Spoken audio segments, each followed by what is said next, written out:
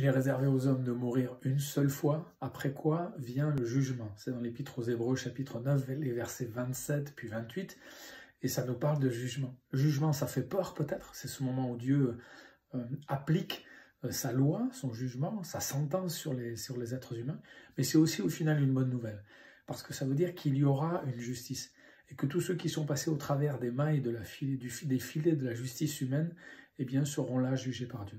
Alors, nous, on se réjouit que les méchants soient jugés, mais on oublie que nous aussi, on va être jugés. Tous nos actes, et puis on parle même de toutes nos pensées.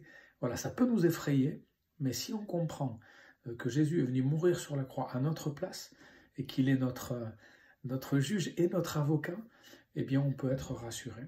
On peut être rassuré parce que ce jugement ne nous fait plus peur, mais quand même, il nous fait réfléchir.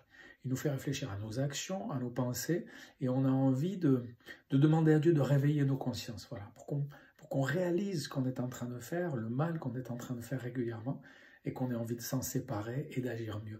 Et pour que ce jour du jugement ne nous effraie plus, mais qu'il puisse en fait venir tranquillement. Voilà.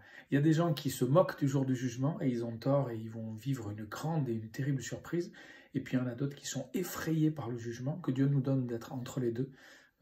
Une conscience réelle du jugement qui nous pousse à agir chaque jour un peu mieux, mais en étant rassurés parce que c'est Jésus-Christ qui est notre avocat, c'est Jésus-Christ qui a pris la condamnation à notre place. Si on y croit, eh bien alors là, on va vivre le jugement de façon paisible, mais on va être poussé par Dieu vers une belle vie et vers des actions et des pensées qui seront toujours plus proches de ce que Jésus a réellement vécu lui.